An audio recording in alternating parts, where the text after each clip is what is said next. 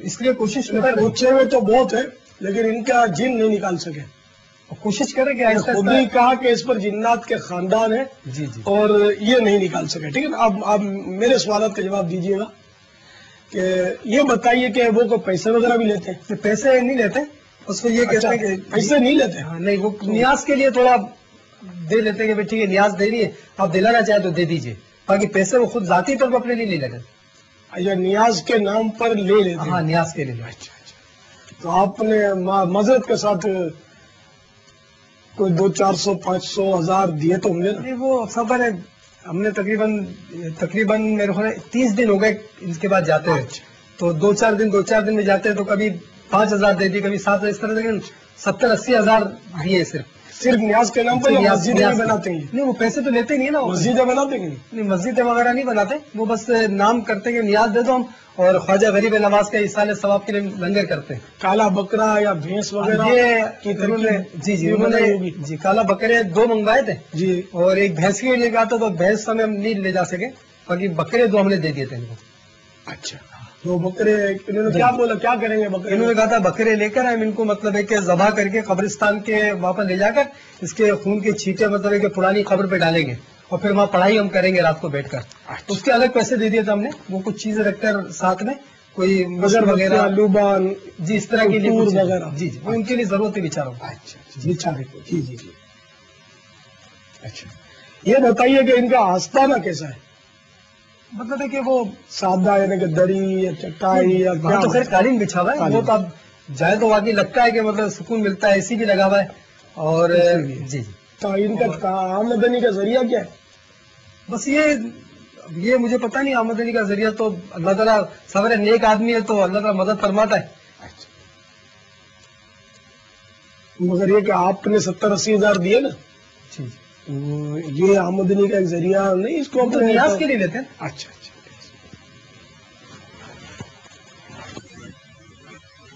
اگر یہ کہیں کہ میں آپ سے آپ کے علاج کے 80,000 روپے لوں گا تو آپ دیتے ان کو؟ سر میں تو کوشش کرتا کہ 80 کے اگر 1 لاکھ بھی مانگے ٹھیک کر دے تو میں دے دیتا ہوں. میں براہ راست اگر یہ کہیں کہ مجھے 80,000 روپے دے دو تاکہ میں آپ کا علاج کروں گا تو آپ نہ دیتے؟ سر وہ تو جاتے نہیں دوبارہ ہم کے پیسے لینے والا. اچھا تو اس کا مطلب یہ کہ وہ نیاز کے نام پر لیے، کالے بکروں کے نام پر لیے، قبرستان میں پڑھائی کے نام پر لیے، اگربتیوں اور عطر اور گلاب کے پھولوں، لوبان وغیرہ کے نام سے انہوں نے آپ سے 70-80 ہزار روپے حاصل کیے. ورنہ یہ اے سی کہاں سے آیا، یہ پنکھے کہاں سے آئے، یہ قالین گالیچے کہاں سے آئے؟ عالی شان آستانہ بھی ہوگا کافی وسیع، کافی بڑا بنا ہے بھائی، لوگ بیٹھے لنگر بھی چلتا رہتا ہے. لنگر تو چلے گا نا، تو کچھ نہ کچھ لنگر پھر وہ دیوار کے پیچھے بھی جاتا ہوگا، بریانی کے پیسے آتے ہوگا، دلیا قوم کو ملتا ہوگا، یہ سب ہوتا ہوگا. معذرت کے ساتھ میرے بھولے والے اسلامی بھائی، یہ ترکیبیں ہوتی ہیں. اب آپ فرما رہے ہیں کہ یہ کبھی فجر اجمیر پہ پڑھتے ہیں اور ظہر بغداد میں پڑھتے ہیں تو مغرب مدینے میں ہو جاتی ہے ان کی، تو مکے میں اتنے پہنچے بھی تو متاثر ہو جاتی ہے. ٹھیک، آپ متاثر ہو گئے، آپ ہی متاثر ہو سکتے ہیں. تو جبھی تو پیسے دیں گے آپ. ہم اس طرح متاثر نہیں ہوتے کیونکہ ہم نے تو صحابہ کرام کے بارے میں تو کبھی نہیں سنا اس طرح کی باتیں.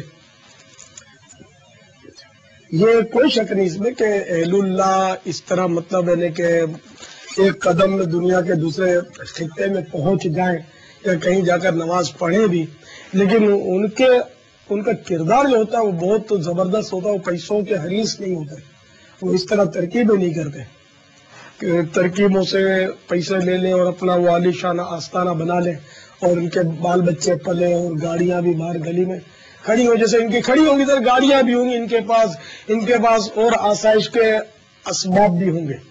اچھا، اس کے علاوہ ایسوں کے پاس عام طور پہ عورتوں کے جم گھٹ ہوتے ہیں.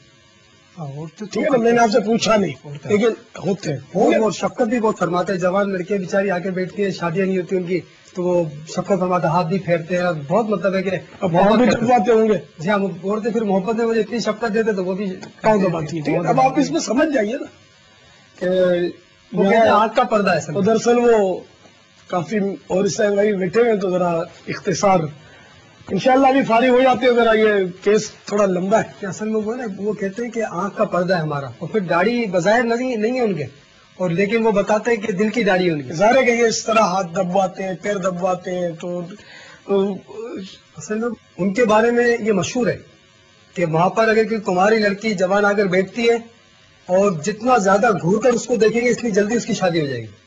اور کئی ایسے واقعات وہاں پر بتاتے ہیں کہ لڑکیوں کی شادی ہو گئی. اچھا تو اسی لڑکیاں زیادہ برقعے میں بند ہو کر آتی ہوں گی؟ نہیں، وہ تو سب آج کل ماحول کی بے پردہ آتی ہے، لیکن وہ سب وہ پوچھے میں وہ ایسی نظر ڈالتے ہیں کہ اس کی شادی ہو جاتی ہے، ایک نظر کے اندر شادی ہو جاتی ہے. چاہے قرآن کچھ ہی کہے، وہ نظر مطلب بھر کے دیکھتے ہیں اور گھور کے دیکھتے ہیں. ٹھیک ہے نا. اب ہم قرآن کی بات کرتے ہیں. چنانچہ پارہ 18 سورۃ النور آیت نمبر 30 میں ارشاد ہوتا ہے، قل للمؤمنین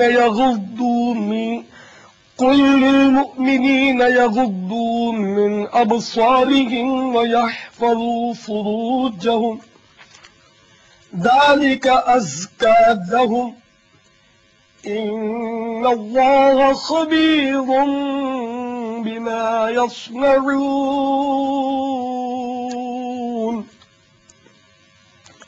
میرے آقا نعمت امام اہل سنت عظیم البرکت عظیم المرتبت پروانہ شمع رسالت مجدد دین و ملت مولانا شاہ امام احمد رضا خان علیہ رحمت الرحمن اپنے شہرہ آفاق ترجمہ قرآن کنز الایمان میں اس کا ترجمہ کچھ یوں کرتے ہیں، مسلمان مردوں کو حکم دو اپنی نگاہیں کچھ نیچی رکھیں اور اپنی شرمگاہوں کی حفاظت کریں، یہ ان کے لیے بہت ستھرا ہے، بے شک اللہ کو ان کے کاموں کی خبر ہے. آپ نے ملاحظہ فرمایا کہ قرآن پاک نے تو حکم دیا کہ اپنی نگاہیں مرد جو ہے وہ نیچی رکھیں. یہ میں دیکھ سکتا ہوں، یہ آپ دکھا بھی دیں. دیجیے اگر وضو ہونا چاہیے. وضو کا ایسا ہے کہ مجھے لگتا ہے وضو ہے نہیں میرا، کیونکہ عشاء پڑھے میں کافی دیر ہو گئی اور اس کے بعد میں نے گفتگو بھی کافی ہوئی، پتہ نہیں زبان سے کیا کیا نکل گیا، کیا کیا باتیں کر دی ہوں میں نے، جھوٹ بھی نکل گیا اور غیبت خدا نخواستہ ہو گئی ہے، تو یہ اس میں سے مجھے لگتا ہے وضو ٹوٹ گیا ہے میرا. اس لیے یہ شرعی مسئلہ ہے کہ جھوٹ بولنے سے غیبت کرنے سے وضو نہیں ٹوٹتا. اچھا، افضل ہے کہ دوبارہ وضو کر لے، لیکن وضو ٹوٹتا نہیں ہے. ہاں جھوٹ اور غیبت یہ گناہ کے کام ہیں اور ان سے بچنا ضروری ہے، البتہ ان سے وضو نہیں جاتا. اب زیادہ دیر ہو گئی اس لیے وضو ٹوٹ گیا ہوگا، تو یہ بھی زیادہ دیر سے وضو نہیں جاتا.